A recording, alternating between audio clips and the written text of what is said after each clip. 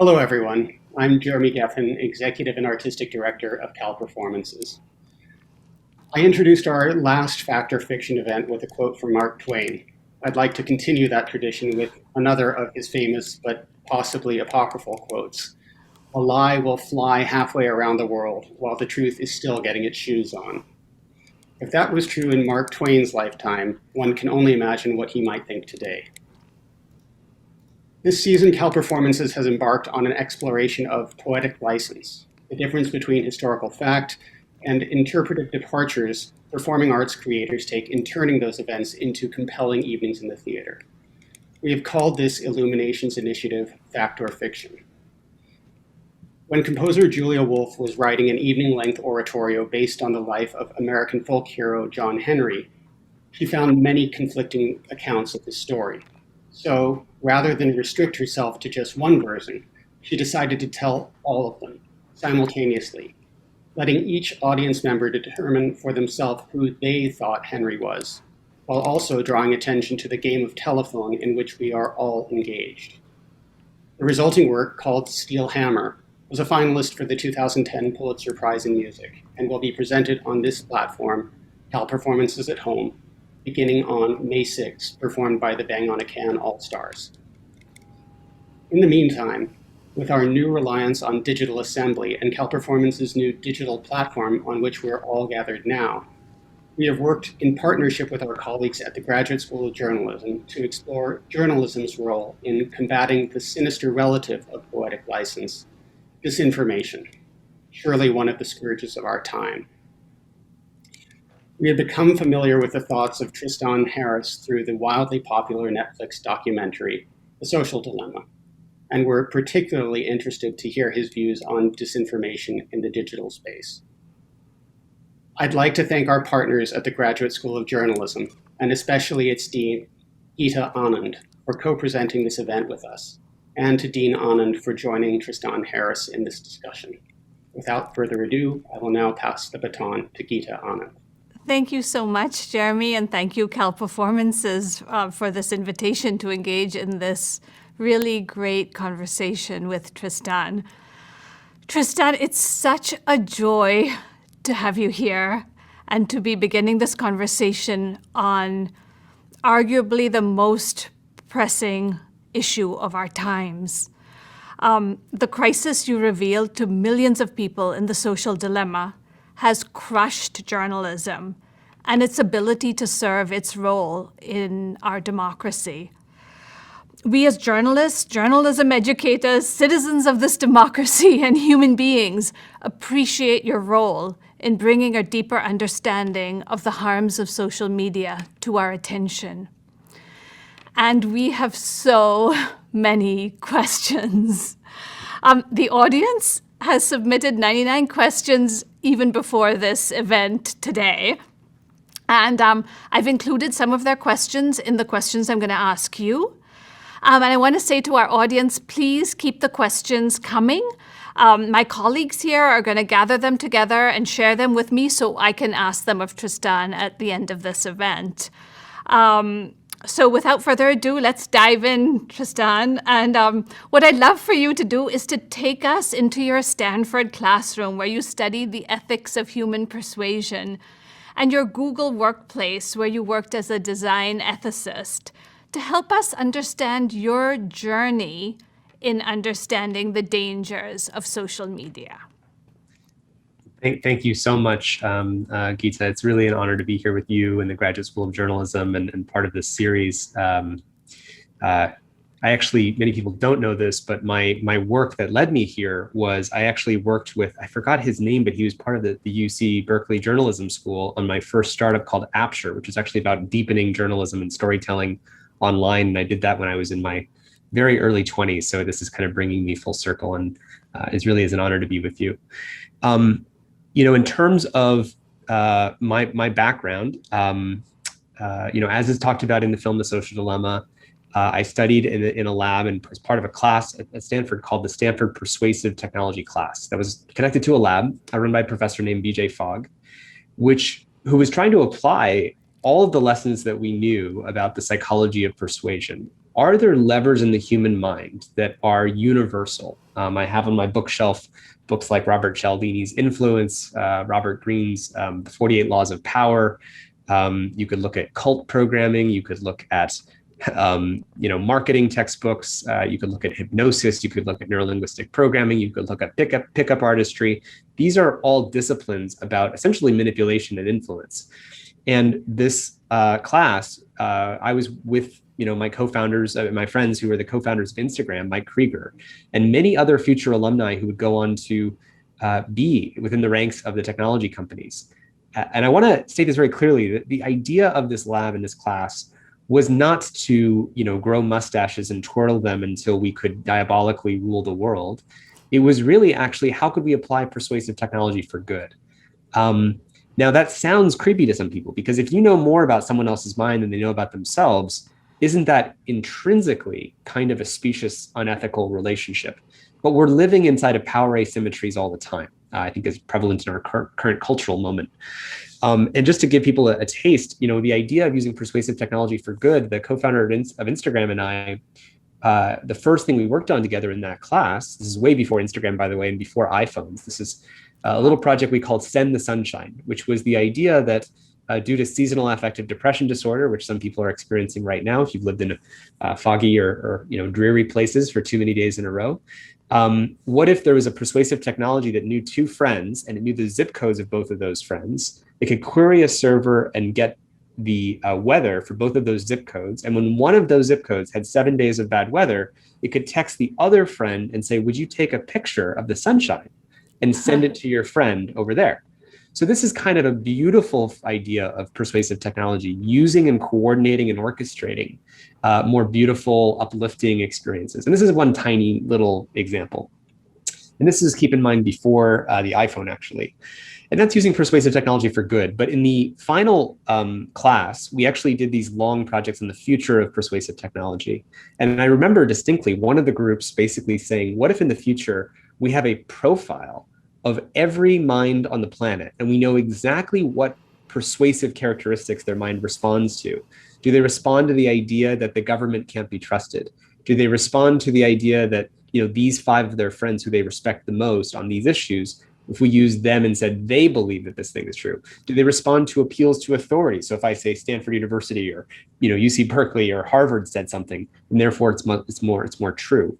And if you knew those levers in the human mind and you had that profile, and then you could tune any message to any person, well, this is a pretty scary idea. And I remember feeling very uncomfortable. And this was in 2006. And I want to be very clear that the professor at Stanford, BJ Fogg, who really ran this program and this inquiry, was concerned about the ethics of persuasive technology stretching all the way back to the late 1990s. He presented to the FTC about the dangers and ethics of persuasive technology. But unfortunately, many of the alumni from that class went on to build some of these things. In fact, Cambridge Analytica is essentially a replica of what I've just described. It is a profile of the persuasive characteristics of each mind. And that's essentially the world we have today. And I think when we get trapped in debates about free speech in social media or things like this, we really are treating speech as if it's this neutral transaction. You have a listener, you have a speaker, and they're just talking to each other, as opposed to looking at degrees of asymmetry of power. If on one side you have a supercomputer that has an avatar voodoo doll of each person on Earth and can literally simulate 3 billion variations of a message, an advertisement, a photo, rearranging the keywords, and then knowing that whether the person has high openness, high conscientiousness, if they've already joined conspiracy theory groups, based on that, there's a huge asymmetry of power. And that's not free speech, that's free manipulation. And so I think we need to really think about and use, and that's why I appreciate you bringing up at the beginning, that we use the lens of persuasive technology and persuasion as one of the distinctive features of where we find ourselves with social media today and all the harms. Tell me about arriving at Google and working there, and what about that experience informed you and led you to where you are today in your thinking? Yeah, well, so I landed at Google in 2011. They actually acquired a kind of a failed startup that I had been working on. That was the one that we presented with the Stanford Knight Fellows and then the UC Berkeley Journalism program. I actually gave a lecture at UC Journalism class back in 2006 or 7 or something. So I landed at Google as a product manager. I was CEO of the company and a co-founder, but I became a product manager and worked with the Gmail team.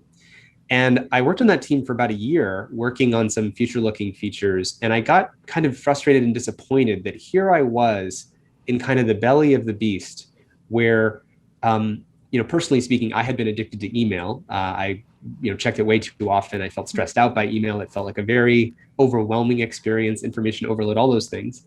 And I thought, if there's anyone in the world who cares about information overload, distraction, and the addictiveness of email, I'm in the room with the designers who are making those decisions. There is no other room. This is the room of people. And that room was the control room for influencing what a billion users of Gmail at the time were seeing, feeling, and doing. And this is really prevalent. You go to any internet cafe before COVID, and half the laptops have open, Gmail. So they're living in this kind of digital habitat.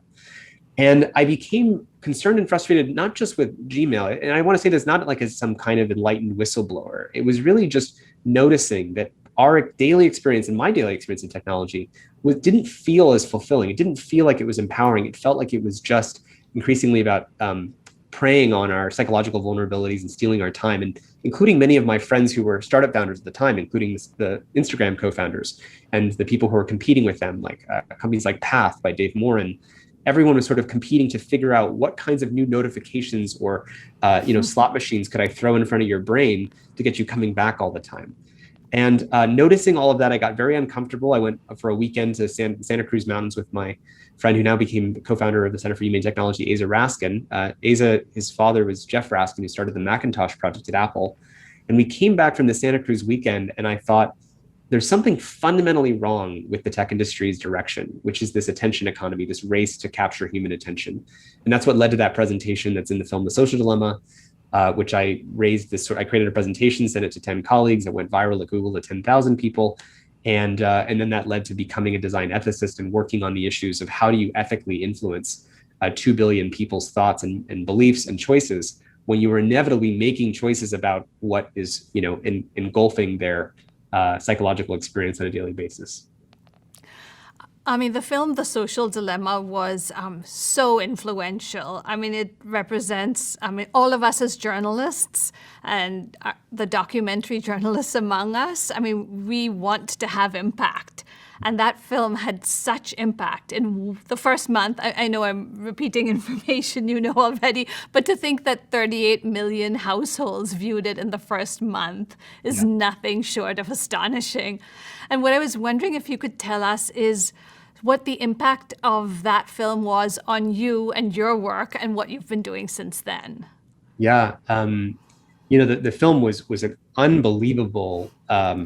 I think it broke all records for Netflix for documentary films, which is just, no one anticipated this. And I want to make sure I'm clear. That's really the results, and the praise goes to the film team, Jeff Orlowski, Larissa Rhodes, and their whole team at Exposure Labs. That team had previously made 2 climate change films, one called Chasing Ice, the other called Chasing Coral. And Jeff, the director, was a classmate of mine at Stanford. And he had talked to me as this is kind of the extractive model, but instead of applying it to the planet, we're applying it to the human mind and attention. We're drilling for attention, and it leads to a different kind of climate change, not of the outer environment, but of the inner and intersubjective environment.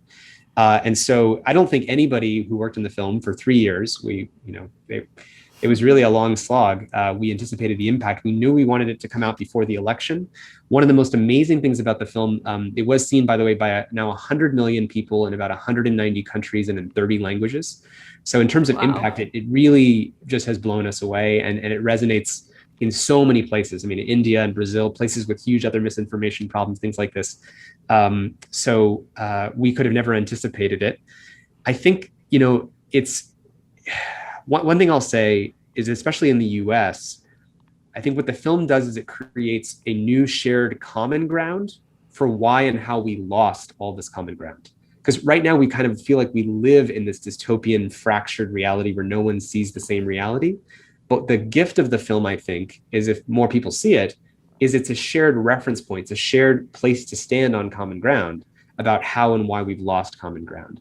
And I think that's really critical. We even heard from people who, during the presidential debates between Biden and Trump, with family members that they couldn't watch the debates with and feel peaceful, that instead of spending the 90 minutes getting angry at the presidential debates, they spent those 90 minutes watching The Social Dilemma.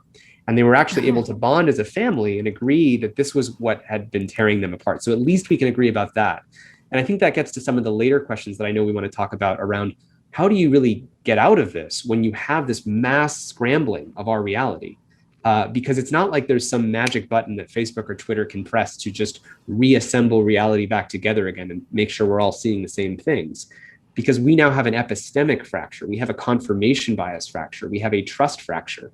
We trust different sources. We have confirmation bias that's looking to confirm evidence based on a different foundation of things that we're looking for.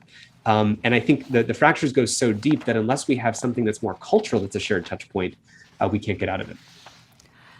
That's going to make me leap to one of the last questions I was going to ask you, which was someone I know telling me that he believes there's only a 25% chance for humanity to survive because we've lost the ability to have the dialogue that's essential to solving the problems, the two huge problems we have today, which is polarization and apocalyptic climate change. So in your opinion, are we doomed? Is it that bad? Is there hope? Well, it's funny. I was on a call recently with some mentors and advisors, some people who practice mindfulness, and we were just talking about how the existential threat to humanity is just asleepness. If we are all not aware of what is happening, if everybody was aware of the timelines for climate change and the timelines for what has to happen by when, and everyone was literally internalizing that, because one of the other books on my bookshelf I recommend for people is called State of Denial, and it's about how denial as a psychological phenomenon is necessary for human beings to sort of live with their day-to-day experience. So we tend to be not really in touch with the realities that face us. It's one thing to know about climate change, another thing to actually live fully grounded in what that means and what choices I would make if I live inside of the timeline that extends from embodying that understanding. And so I think that if we don't have that shared understanding about these various problems, then yeah, I think we're obviously in deep trouble. I think at every step we have to ask, what would it take to reassemble that shared sense of reality? And that's why, the thing that makes me hopeful is the film's impact on the tech industry, the fact that so many people, I think, agree that this problem exists.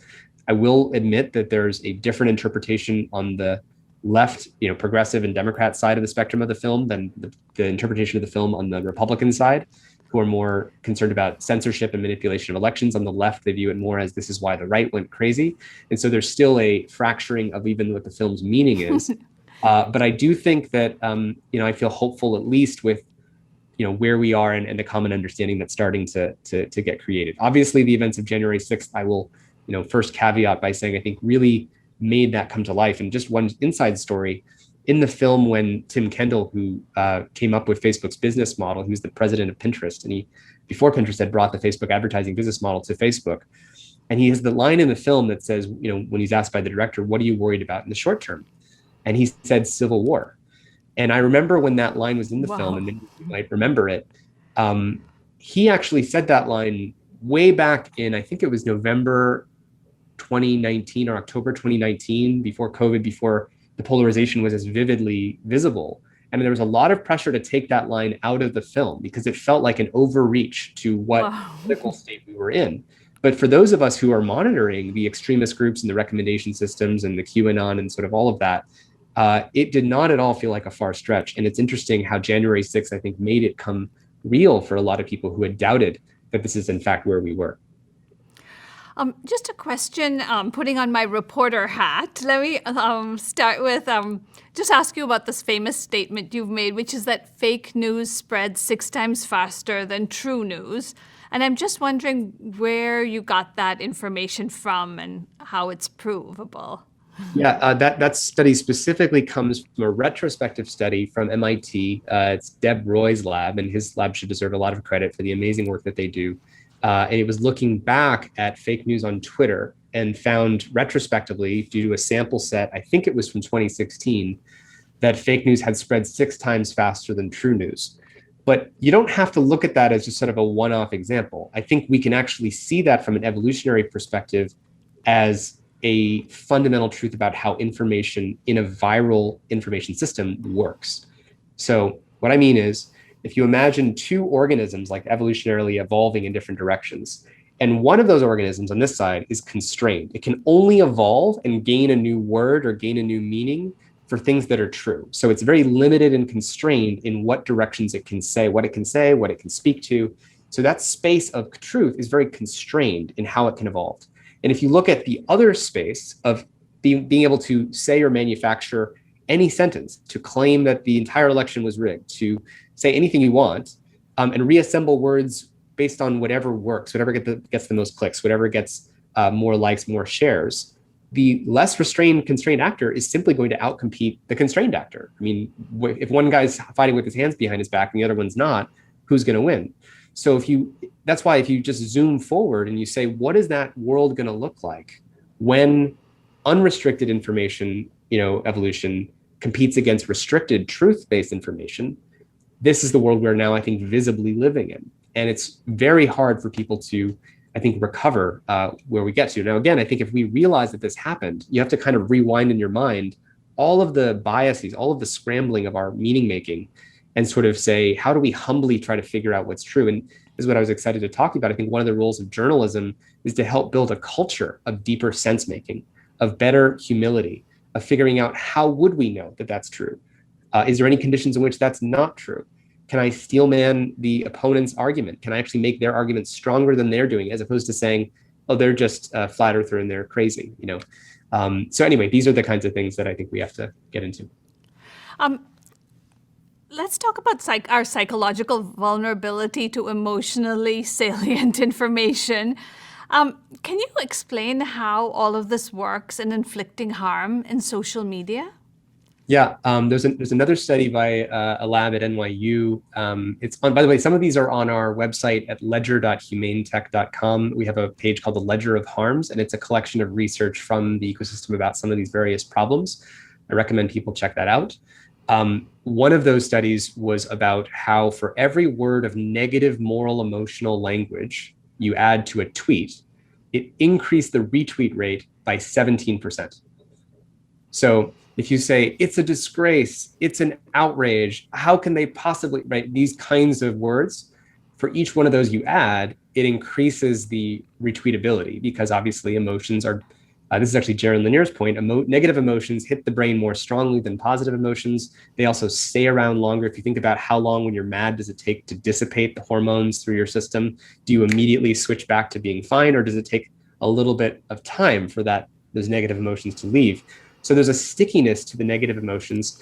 Another example, because the film talks about the impact on kids, is if you think about, and this is true, by the way, of all human beings, Geeta, if you had a photo you posted on Instagram and you had 100 comments and 99 of the comments about you were positive, but one of the comments is negative, where does your attention go? Yeah.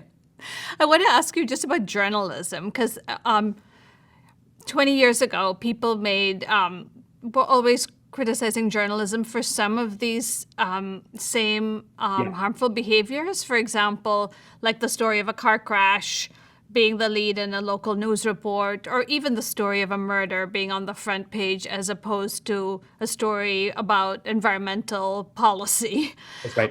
And to what extent, can you explain why journalism hasn't had a comparatively harmful effect? Well, so I think these problems pre-existed social media. So I appreciate, obviously, this is all coming up because, partisan television and journalism, yellow journalism, are sort of doing the car crashes and the, think of late TV news here in California. Someone died, there was a stabbing. These kinds of things have existed for a long time. But if you think of it in an attention economy, that's why you came up with this phrase, the race to the bottom of the brainstem.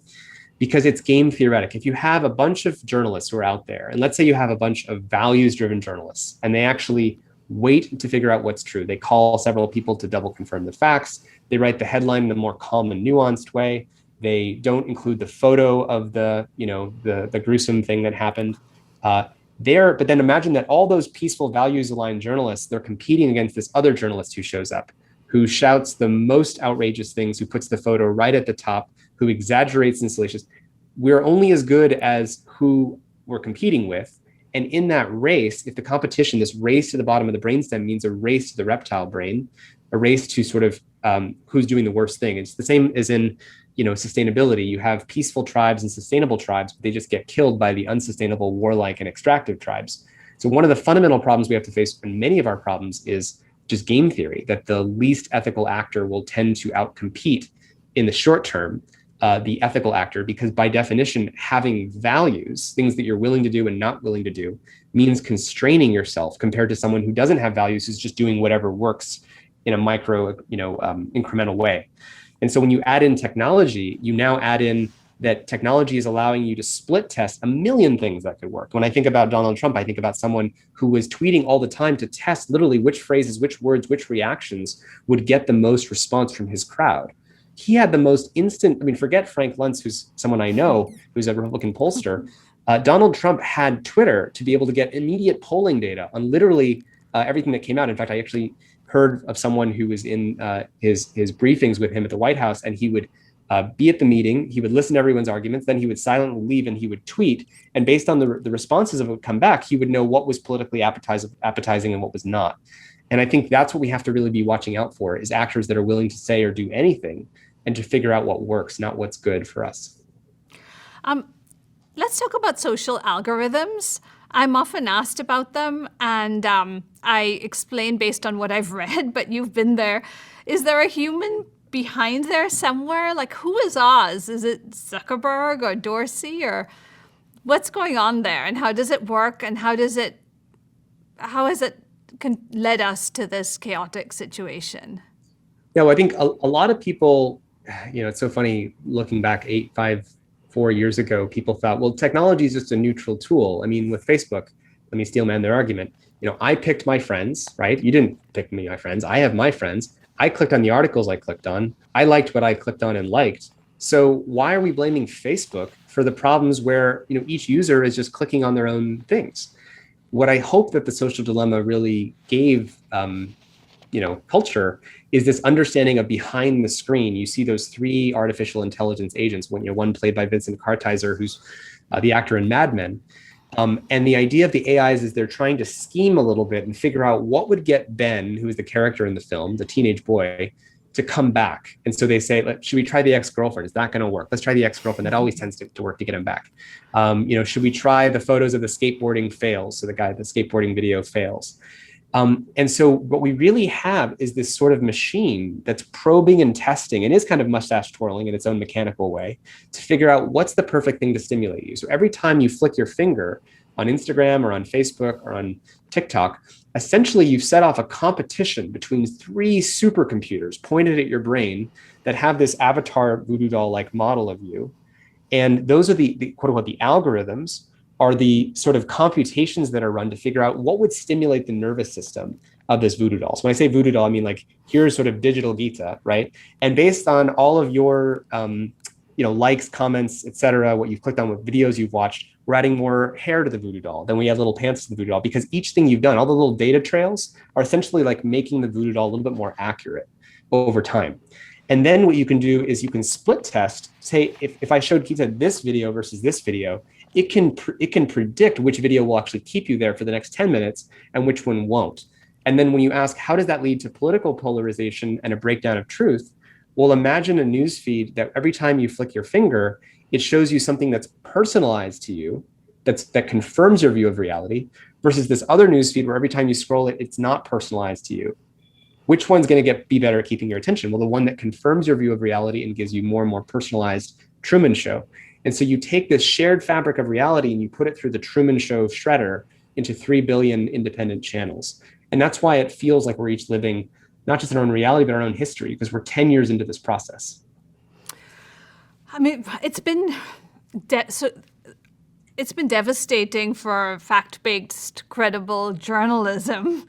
I'm going to just read you some of the statistics, which you already know, but half of the people under the age of 30 now get most of their political news on social media. Ad revenue has dried up. It fell by 62% in the decade leading up to 2018. And 25% of the 9,000 news publications that were being published 15 years ago have died. And can you help us just understand the connection between what's been going on in social media and just the devastating blow that the journalism industry has suffered? Yeah.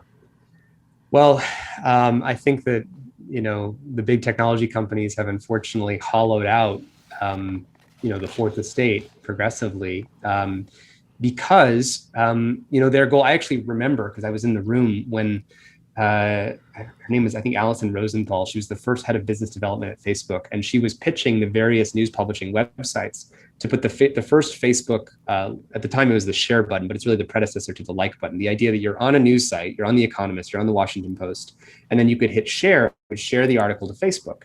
And Facebook was actually convincing all these news publishers, including the Washington Post, because Don Graham was on their board in the beginning, to add this button, which was basically tricking all of the news industry into giving Facebook all this data. Because not only was it making Facebook a bigger and bigger source, sort of the starting place, the home, web page that you start at before you get to the news sites, but it also, once they had the code on the journalist website, they could track where everyone was going. So even if you didn't click it, they could know that, oh, that user that's logged in, Geeta 145336, that's the same user that just showed up on that Washington Post page. So they were building and assembling that voodoo doll, not just when you click on Facebook, but as you're browsing around all these news publishers. They're also putting little hair in the voodoo doll, clothing on the voodoo doll, like, shirts in the voodoo doll.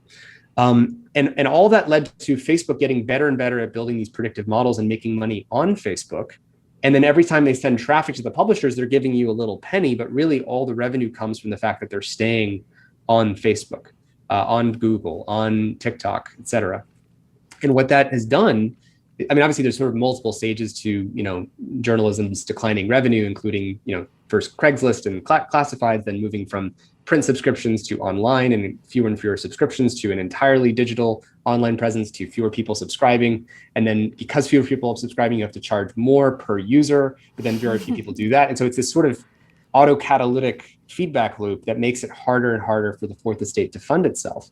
I do think we're going to need some kind of mass reparations to fund and really revitalize the fourth estate. If you don't have a local newspaper covering what's happening locally, there's essentially no accountability. And I think that's, where we are. And this is what's going behind, I know the Australia and other countries threatening to take their content off of Google.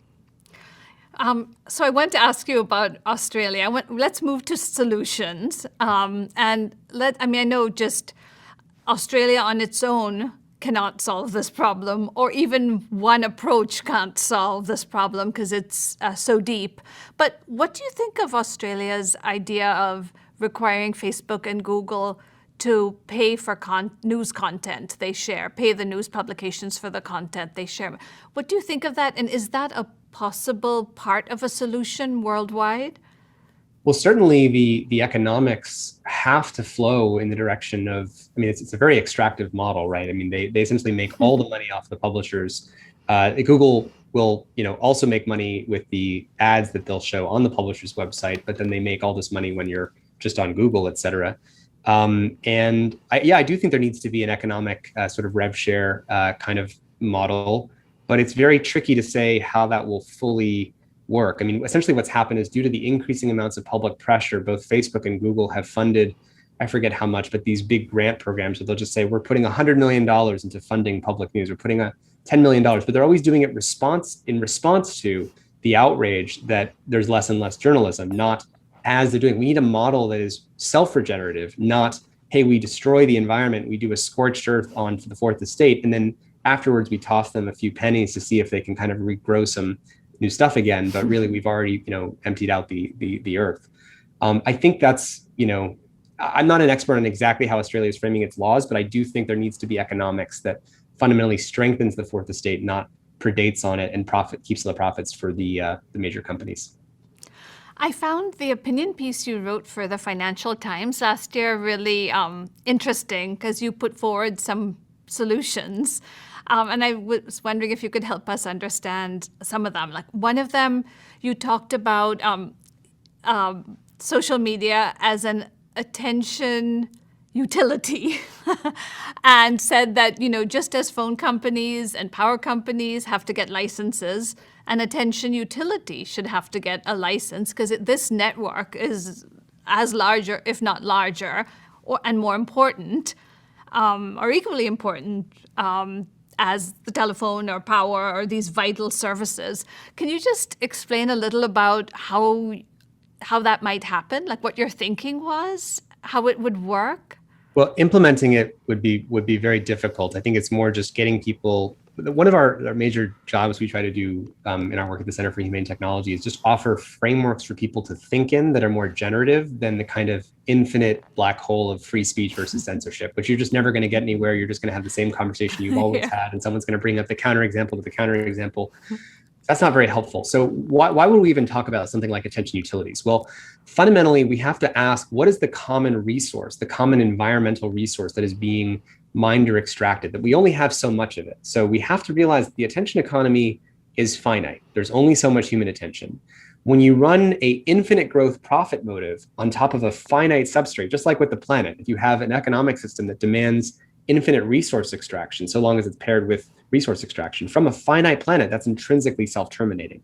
In the same way, if you have companies that make money, the more attention they get, living on a finite substrate of human attention, and your business model is just sucking the attention out of people, that's also self-terminating. So we have to have a self-protecting measure. You could say, what are the national parks of the attention economy? You could say, what are the zoning laws? You could say, how do we extract? What are the rules for extraction? Just like we don't prevent people from tearing down any trees, but we want to make sure that it's within the regenerative capacity of a forest. So we don't want to make people not necessarily monetize some attention, but we need to make sure that it's not taking out the regenerative capacity of society or trust. So attention utilities is a framework where we realize that there is a commons, an attention commons, that we have to protect, just like we protect national parks or our outer environment. And right now, I mean, this is a very obvious metaphor for so many people, but just we have a system that's based on extracting and polluting and depleting that attention commons and ruining the quality of attention that we have available for other things, whether it's the quality of attention we have to pay to a future advertisement or the quality of attention that we're left to pay to our children or to our democracy. Everyone feels overwhelmed. And that's kind of where this gets really problematic. But the main point of that article was just to say, we need to have some ground rules for protecting what is the commons, what is the resource that we're all sharing. You have different metaphors for this too. You have the FAA saying we have common airspace. We need to have common coordination rules about how we use the common airspace. So anyway, we could go on for a long ways, but that's kind of the core idea. I was also intrigued by the new business model that you proposed, which was a subscription-based model, and you drew the examples from Netflix, where people pay for a subscription, or BBC. Mm-hmm. Do you think that would work? Can you see that? How would it work, and can you see it happening? There's two aspects here. So the reason why it's not happening, I think, should be very obvious to people, which is it makes a lot more money to not charge people for products, but then to just over manipulate them and ruin society on top. I mean, by the way, there's no conscious intention by any one of the tech companies and anyone I've ever met in the tech industry to harm children, create depression, to create political polarization. This is so much by accident and through natural competition with other companies. We could move to a subscription model. Here's the problem. Obviously, there's still going to be a competition for attention. So now you have Facebook competing for a subscription. You have YouTube competing for a subscription. You have Twitter competing for a subscription. But guess what? Those business models still depend on you spending enough time on those services that you would want to pay that monthly fee. So just like Netflix, the reason why, by the way, that Netflix does the autoplay 5, 4, 3, 2, 1, here's the next thing, I think that's still on, is because they also need to justify you paying that, whatever it is, $8 or $9 a month. And if you're not using Netflix often, eventually you'll burn out and not subscribe. So I think we have to balance several concerns here. I think instead of thinking about subscription, what we really want to make sure is that society is the customer and not the product. Meaning that we can't have it be the case that our behavior, our predictability, our manipulatability is the product. And I think that the end of the film, The Social Dilemma, really nails this when Justin Rosenstein, who's the co-inventor of the like button, says, the fundamental problem is just like in unregulated capitalism, if you don't have certain kind of guardrails for what you're protecting, so long as a whale is worth more dead than alive, we're going to kill a bunch of whales. So long as a tree is worth more as 2x4s than as a tree, we're going to turn trees into 2x4s. In this model, in the attention model, we're more profitable as dead slabs of human behavior, predictable human behavior, because that meant the business model was successful. And again, it doesn't have to be this way. We can create boundaries and guardrails in national parks and zoning laws that say, hey, this is the kids section. Hey, this is politics. Let's have a fairness doctrine. Hey, this is, how we want our society to work. But we need to think about it like a big urban plan that we're designing consciously, not the kind of unregulated extraction we have now. I was on the idea of just thinking about social impact. I was interested by an idea you put forward about social impact assessment, similar to an environmental impact assessment. Can you talk about this idea and how it would work and how we might bring it about? Because it's sounds like such a great idea. Well, I think so. The principle that underlies something like a social impact assessment is that the greater the power, the greater the responsibility you have. If I'm just going to get up on a soapbox and speak to 10 people, yes, I should be a responsible person for, maybe making noise on a crowded street, but really I can't harm that many people. But if I'm a broadcaster like the BBC and I can defame or destroy someone's reputation by getting the facts wrong, I have a responsibility to make sure that I don't do that. And you can, or if you think about it in terms of power asymmetries, before we get into social impact assessment, I want to make just one metaphor here, which is about how much the technology companies know about you that you do not know about yourself. So the real thing going on here, if you think about any business relationship where one party has a compromising degree of asymmetric knowledge about you that you do not know about yourself. Think about a lawyer. They know everything about the law. They have all the information that you've shared, all the vulnerable information about you. They can't have a business model that says, yeah, who wants to pay me to get that information so you can manipulate Tristan? That would be a ridiculous business model. Imagine a therapist everyone who they heard in the therapist room, everything they heard about the person's, weird fantasies and vulnerabilities and biggest doubts, fears, and anxieties. And they said, oh yeah, that stuff I learned in the therapist room, who was going to pay me to, perfectly manipulate Tristan? Both those cases, a lawyer is licensed to have that asymmetric position with the client. They have to operate. They can lose their license. They can never practice again. There's high reputational costs. Same thing with a therapist. You have a license. You can lose your license. There's high reputational costs. Technology companies you think that lawyers or doctors or therapists have information about you. Technology companies have a exponentially more information about you that you do not know about yourself that is compromising. They should be in a fiduciary relationship with you that is kind of a licensed relationship, and they should be losing that license if they are not appropriately protecting that asymmetric relationship, because they're in a position to massively harm others.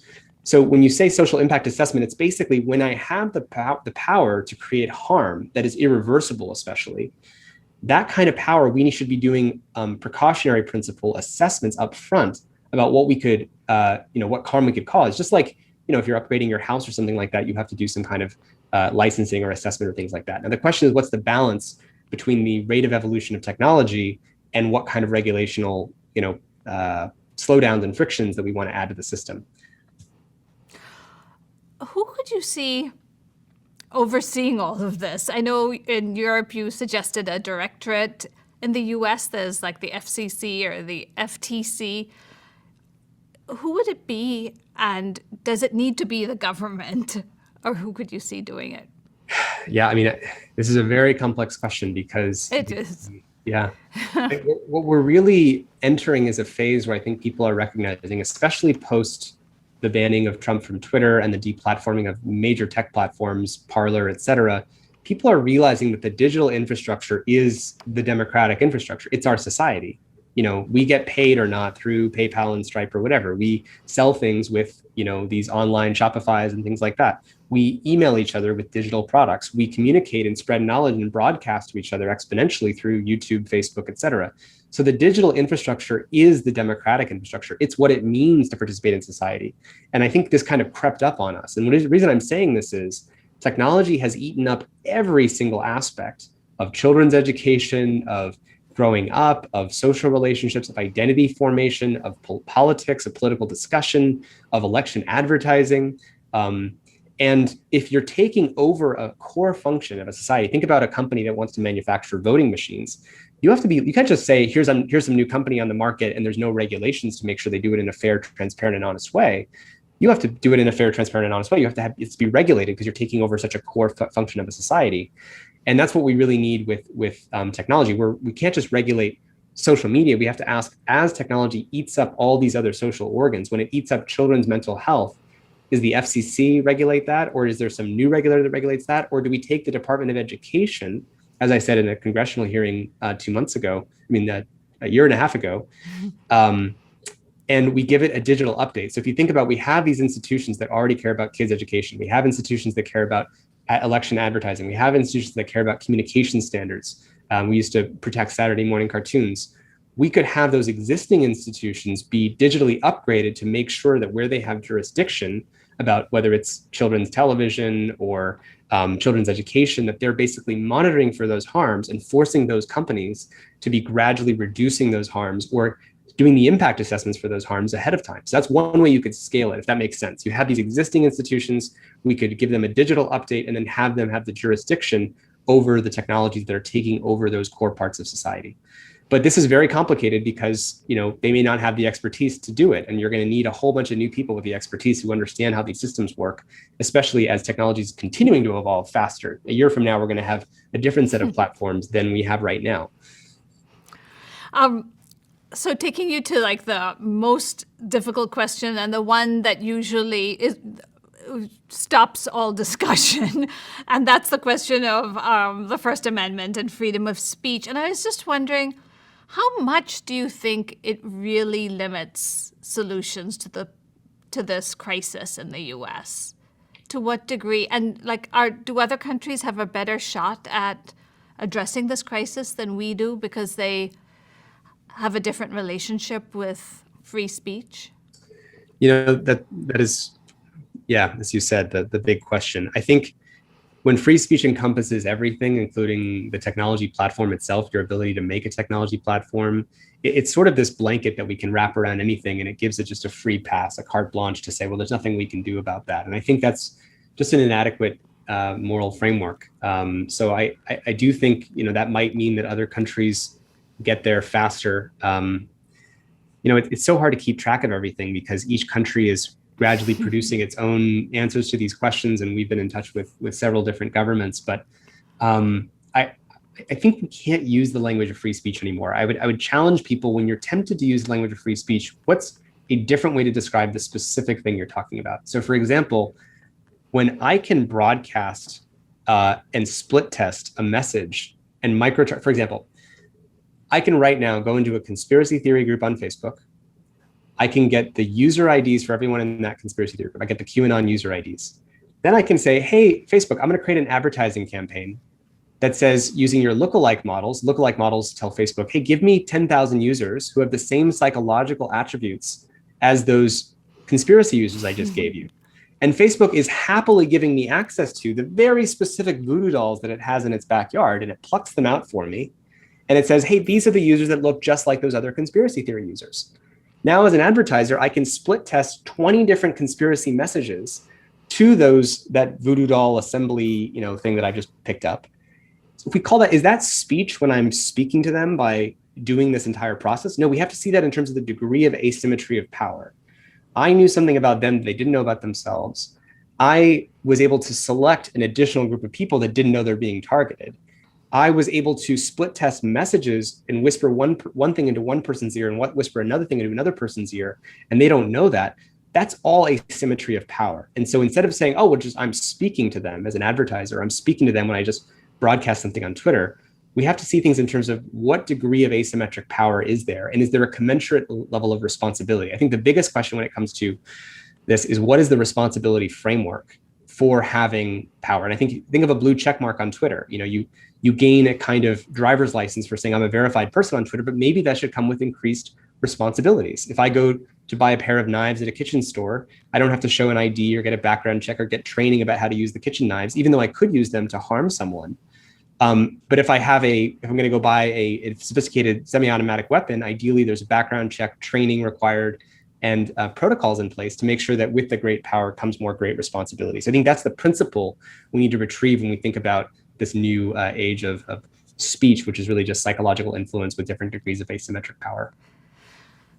Clearly, people who have so much power, entities, need to be more responsible. But how do we make them more responsible? People who wrap themselves in the free speech blanket argue that these social media platforms will become more responsible if we as citizens demand that they become more responsible. Is that the solution?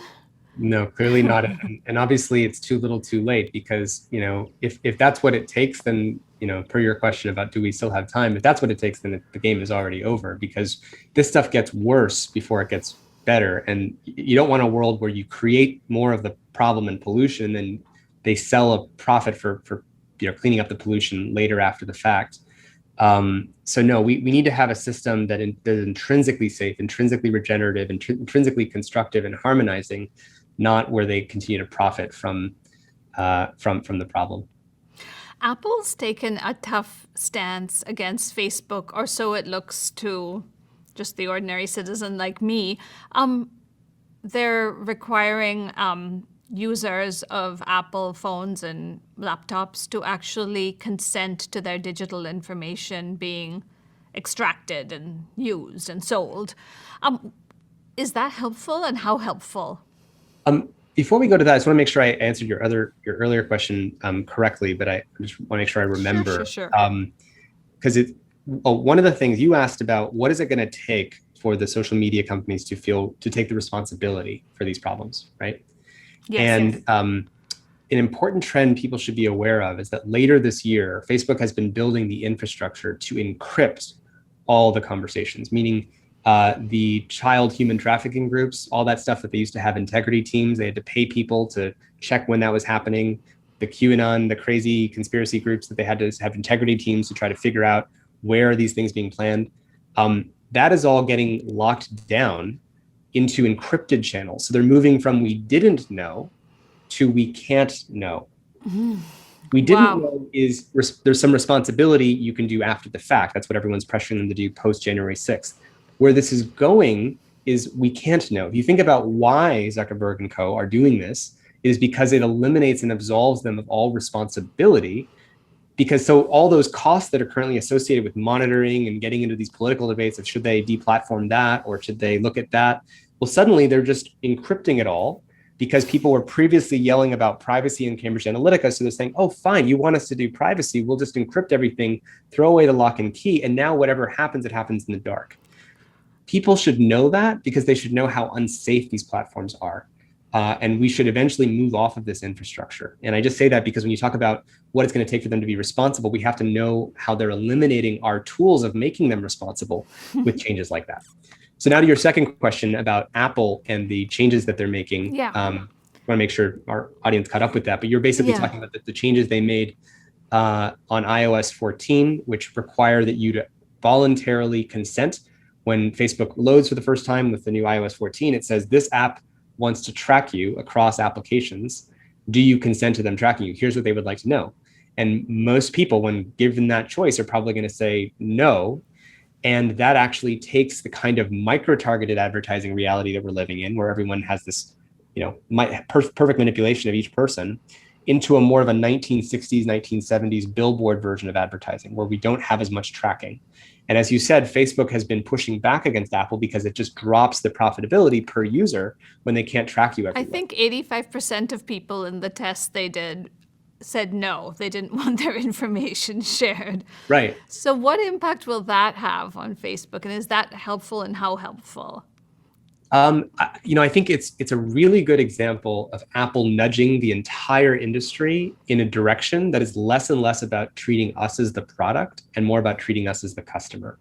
So essentially, the ability to micro-target each of us is treating us as the product. And by taking that away, they're almost like doing quantitative. I think of Apple as kind of the Federal Reserve or the central bank or regulator of the attention economy. And what they just did by making it hard to track people is they kind of incentivized this non-extractive version of business models just by a little bit. It's just a tiny nudge of the whole ecosystem in that direction. And it's clearly threatening enough that Facebook is pulling out all the stops to try to fight back. And if you saw actually in Tim Cook's speech to the EU last week, he said explicitly, we cannot allow a social dilemma to become a social catastrophe, which in reference to the film. And so I think this is an example of things moving in the right direction because of the broad scale public awareness that this is not the reality in the world we can afford to live in. Why is Apple doing this? I mean, is it because it recognizes the crisis, or is there some, of course, I'm asking you to speculate, which is not what we usually do as journalists, but still you're in a better position to speculate than I am. So do you have any insight into that? It's probably a combination of, seeing the problems at a human level and saying, this is a toxic system. Privacy is important, and they're making these changes. You could cynically say that it's good for their bottom line and good for business to knock out Facebook. And that's where the kind of antitrust concerns against Apple are being waged. And this is actually a good example of Russell conjugation, where you can conjugate the meaning of how you perceive this from an antitrust lens of Apple using its market dominance to just wipe Facebook off the map, or you can take it as a good faith move by human beings who see the pernicious problems of these business models and are trying to move the entire ecosystem in this direction. I think what we need here to distinguish between those two is something like better democratic governance for decisions like that. Because this is the same thing as what happened when Trump got deplatformed. There's two ways to fail. You could have a world where Jack Dorsey wakes up one morning and can autocratically, like a dictator, just decide to knock a person he doesn't like off of a platform. That's obviously a failure mode. You don't want that to be the governance for how we make those decisions. But the other way to fail is to allow this unrestricted Frankenstein where hate and authoritarianism and tyranny wins in the competition with calm voices. That's the other way to fail. So we can't have that, but we need to have democratic decision-making. We need to have some kind of accountable governance. So when Apple makes a move to change the business models of the entire App Store, when Twitter makes a move to change the deplatforming logic or the rules and enforcement, those should be more democratic. And so I think we have to move the whole industry into having technology companies be more accountable to the public interest. The question is, what is that structure? Who decides, and who decides who decides? On that note, I'm going to make some room for audience questions. I have many more questions I'd like to ask myself, but in the interest of democracy and because we respect our audience who are so smart and so interested, let me just begin with some of the questions, some of the 99 questions that were sent before this even started. So one is from a journalist asking, what can be done on the part of journalists and news organizations to push back and offset what is happening on these platforms? Let's see. So I'm trying to fix my camera because I think it zoomed out. There we go. I think it's better. Okay. So you said what is the thing that journalists could do to what can be done? What can be done? Yeah, what can journalists and news organizations do to push back against what's happening on these platforms? So yeah, what can we as journalists and as news organizations do to push back, to fight back? I mean, the first thing is that everybody needs to understand this predicament that we're in, because then we have a shared place of understanding where the following subsequent actions are understood from a common place, as opposed to, it's a partisan action when, Facebook or YouTube does these different things. Meaning we have to all understand that we've collectively gone through a mind warp process, that the business models have incentivized tribalism and polarization. And I think the first thing journalists can do is just have more people understand that, and repeating those lines that, they're preying on our attention, they commodify attention, that has led to the mass scrambling of our reality into narrow echo chambers. This is what's already happening, I think, when journalists tell stories about this topic. But I think we have to all make sure that we stand up upon the same metacognitive perch to look down at the mess scramble we're in, as opposed to be in the scramble trying to navigate out. So that's the kind of the first thing. I think in general, having, I've been talking to, I think one of the people on the call who's listening right now, David Fenton, about some kind of 9/11 commission type, some kind of 9/11 style commission for how we warped democracy that really has almost a historical understanding, a record, so that we have a common record for how we got to this place where technology was warping our psychology, and in what ways, and how that led to the loss of trust, and why people are feeling and angry about different things in the ways that they are. And that, President Biden could potentially organize such a commission, have it be a very bipartisan group that comes together, and then make recommendations about what could happen after that. But I think we need a shared understanding. It's almost like Pearl Harbor has happened, but we've been bombed by a business model, and it happened in slow motion, chronically, and in a diffuse way, not in this sort of acute, big visual explosion. So I think that, having journalists, I think, participate in a process that asks, what would it mean to restore warranted trust? There's a reason why people don't trust so much of the media, and they feel like they're being gaslit on different sides. They feel like there's been, unfair representations, and I think this is an uncomfortable thing. But what if the media were to come forward and actually admit, here are things that were actually warped in their representation. Here's why we were playing against the outrage machine. I actually remember briefly Glenn Beck in 2016 or so came out on a podcast and said, when I was playing this attention game, I said things and yelled and made outrage because I got more ratings that way. And I wish I hadn't done it because I think I riled up the base and created some of the polarization. Now it's funny because he's kind of back in the polarization game now again, but he actually admitted that. I think if we have kind of a mass movement for how the media has gone in this direction, how it has lost our trust, I think that's a big place for journalists to start. Do you see any, since you're in the space that you're in and a leader in pushing thinking about this crisis, right. Do you know, what's going on in the Biden administration? Are they thinking about something like a 9/11 commission? Are they deeply worried about this problem? Sorry, I'm trying to fix my camera. Sure. We'll give you a pause while you do. I don't know why it's doing that. I think that I have not been in touch directly with the Biden administration. I do know that these are active conversations that are going on there. I worry that the conversation is too narrow and it's on issues like privacy and Section 230 instead of on the more systematic, like how do we restore a social fabric? How do we restore trust? How do we restore media that is trustworthy? So I don't think that's the conversation that needs to happen, that's been happening yet. And I think that's the conversation that needs to happen. Sorry, and I'm still going to work on this. Okay, continue to work on it while I ask you your next question. So this is a narrower question, and this is from a member of the audience saying, what links does Tristan see between this problem, so this crisis, this polarization, this crisis in social media, and what happened on January 6th or the rise of QAnon? So how did this issue link? Well, it's perfectly linked. I think people too often jump, to say what I think it's not, I think people too often jump to Facebook was just where the January 6th events were organized. And it was just about Facebook was being used to organize those things, as opposed to Facebook was was part of an ongoing process for 10 years that put people into these narrower and narrower echo chambers. Matt Stoller actually just wrote a piece for his newsletter Big, in which he calculated that Facebook would have made about $2.9 billion from QAnon. He calculates it in his own way, and so please don't cite me on that. You can look at the way that he calculates it.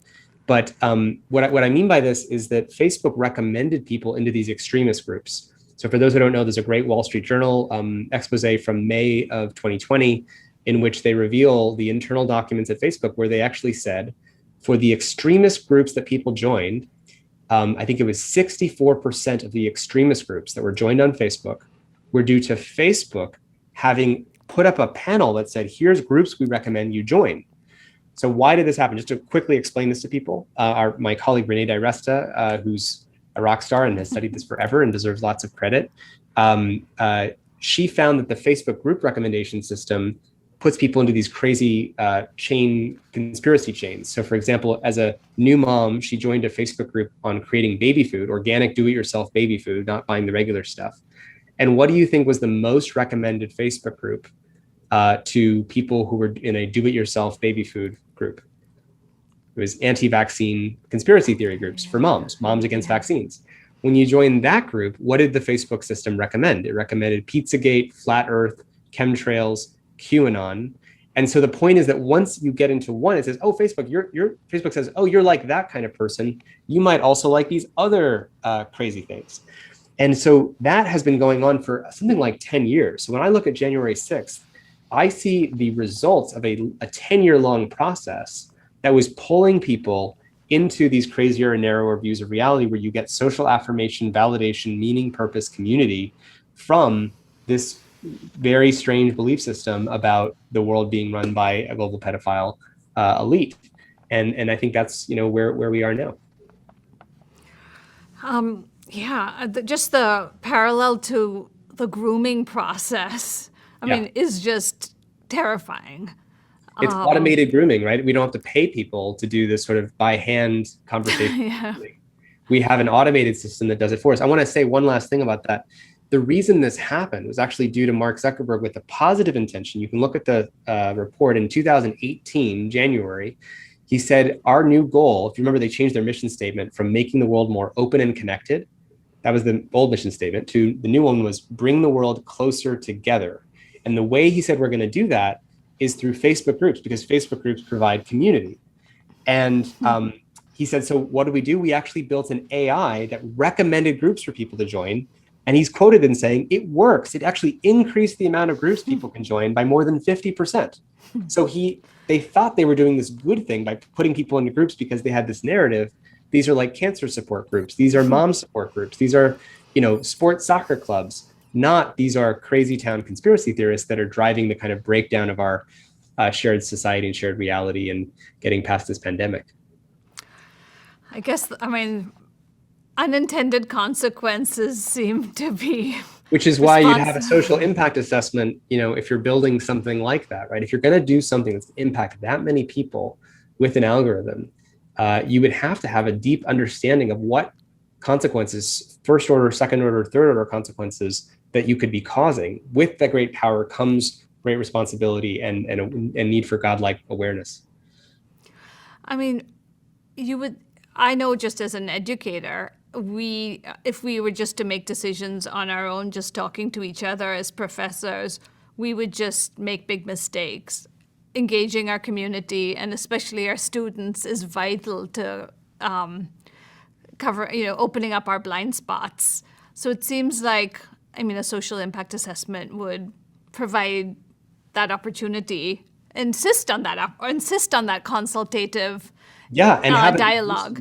Have a diversity of views who are going to be most affected. Because one of the biggest problems now that is unfortunately not covered as much in the film, but is all the marginalized groups and people who don't have as much of a voice, who are actually most impacted but don't have a voice in the decision making. You have places like Myanmar, which is covered in the film, where you've had a genocide that was amplified by Facebook, and now you have Ethiopia. I'm trying not to be so negative, I'm sorry, but it's just these are unfortunately realities where how many people at Facebook had employees, how many employees from Myanmar or Ethiopia did they have at Facebook while these things were going on? And by the way, you can extrapolate this principle saying, would Instagram be so toxic for teenage girls if the team that was running Instagram were mothers of teenage girls?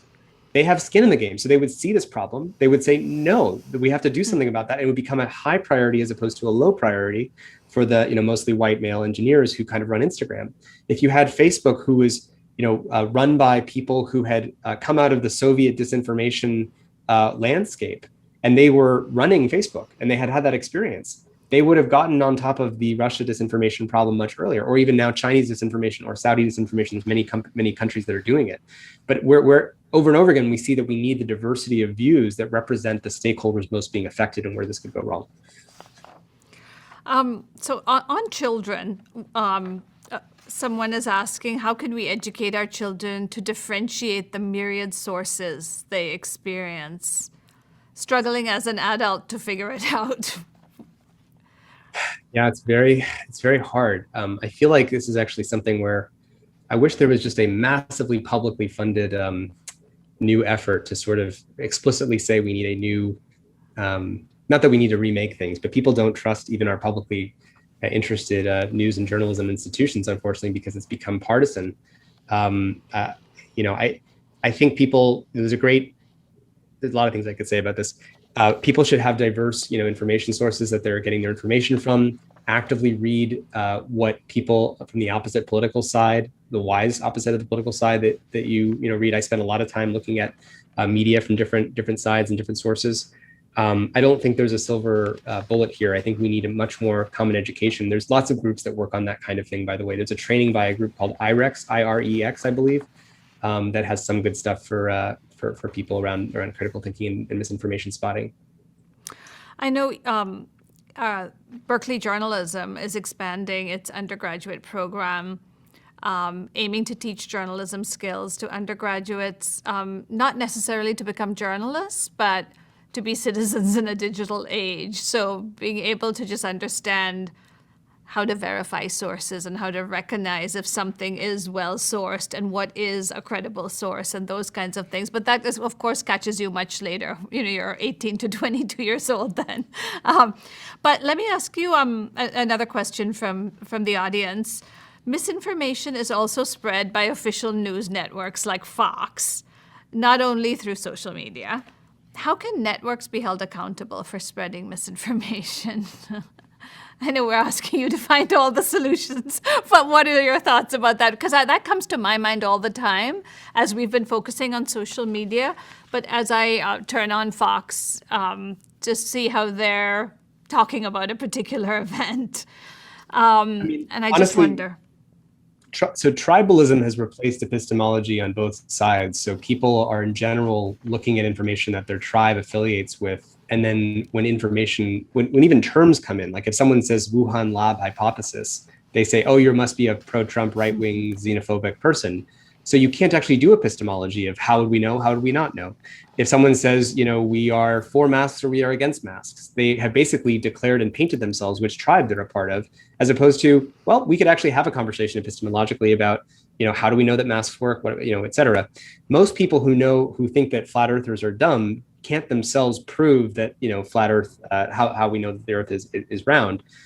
So I think we need in general to remove ourselves from tribalist sources of information and the outrage economy. So I would actually recommend everybody unfollow, not watch, get everyone else they know to not look at things like Fox News, OANN, or MSNBC, and any of the kind of extreme outrage media that is really not good for democracy anywhere. Because one of the subtle things about how technology has affected journalism is it's made all journalism have to cater to get those clicks, because journalist organizations start to measure the success of their news and journalism employees by how many clicks that they get. And that's also altered the character of how journalists, I think, produce information to accommodate those incentives. And it's much like a child who is getting used to getting validation in terms of likes and comments. It changes the meaning of validation in terms of, do I get likes for that? And I think we're all being tuned and incentivized, trapped in this kind of matrix of bad incentives, of shallow incentives. And it's happening for journalists, it's happening for teenagers, it's happening for democracy, it's happening for outraged conspiracy theorists. It is happening across the board. Do you think it's happening for our best journalism institutions? I mean, do you see that slide in, and I just won't mention names, but just the main ones you think are fabulous. Do you see that slide? Like, is deciding to call, I mean, this example may be helpful and may not be, but in deciding to call Trump's falsehoods a lie, does that push you into a little bit of tribalism, just that slight bit that then makes you not believable to someone who's a Trump supporter? Yeah, I think it does. I think that's what our challenge is. How do we communicate with the utter humility where we would say, how would we know if that side is correct? Like, right, it's funny because I think when Trump came out against promoting hydroxychloroquine, to even say anything positive about hydroxychloroquine meant you were part of the, if you're in California in the Berkeley sort of, Bay Area complex, you're part of the dumb Trump machine or something like this. And instead of saying, well, actually, there's some scientists and doctors now who actually, think that there's some reasonable ways to use that treatment, but they would never say so publicly because they're worried about getting tagged for being political and being, say, a right-wing Trump supporter or something like that. And I think what we really need, and this is the thing that journalists can do, is how can they demonstrate good faith? How would we know that it's this? How would we know that it's not this? Let's go through that process. And showing that process honestly, which again requires time. This is why we need a different digital ecosystem that gives us time. One of the nice things about podcasting or long Zoom conversations is people actually have the time to slow down and actually do a process like that. And I think including in this conversation, when we slow down and we actually break down each of the steps, people trust you because you're actually saying something that's logically true, as opposed to saying the baseless idea that hydroxychloroquine does this, the baseless thing that, the Wuhan lab hypothesis, even if it might be true that they're not legitimate, saying the baseless blah, blah, blah is essentially painting you as which tribe you're on. And I think losing trust in a common audience from a common audience. And I think people are yearning for a kind of a fair and trustworthy media. And I think that's, like I said, I think it's something that the 9/11 Commission for Restoring Trust should kind of look at. And perhaps definitely on a wide scale, including journalism, but maybe journalism organizations can take a step and just look at themselves also ahead of that. But anyway, we're at time now, Tristan, and I just want to thank you so much on behalf of Cal Performances, Berkeley Journalism, the world, for just bringing your insight and your experience to us and sharing and trying to answer so many of these really, really difficult questions on solutions. I just could not be more grateful. We could not be more grateful for your presence here today. Really, really appreciate it. And what I really hope is that this talk and our conversation just inspires many more people to work on this problem, because that's what we need, right? This is not something that some small group of people are going to go solve. It's kind of like a decentralized immune system. And by each of us waking up, by seeing these patterns of what needs to change, we become part of the antibodies for culture to become more immune from this kind of reality dividing virus that is the sort of other pandemic that we have. One last thing, I've been joking that it's almost like we had the Zuckerberg Institute of Virology, and he was playing with these mimetic viruses, and it jumped out of the lab and took over the world and shut down the global economy, because it actually shut down our ability to make sense of the world. And to become immune to that pandemic, what we're doing right now, and what I hope so many people listening to this do when they see this, is to become part of the process by which we figure out, how do we recover trust? How do we, be good to each other instead of participate in the kind of outrage canceling machine? And how do we, really make sure we can constructively survive and make progress on the big problems that face us? So thank you so much for having me. I really sincerely appreciate the time for everyone tuning in. So thank you again. And we hope to have more conversations with you in the future as we all work to combat this virus that has escaped from the lab. Yeah, indeed. Thank you so much. And thank you again to the Graduate School of Journalism for inviting me, and everybody else, Jeremy Geffen and others. So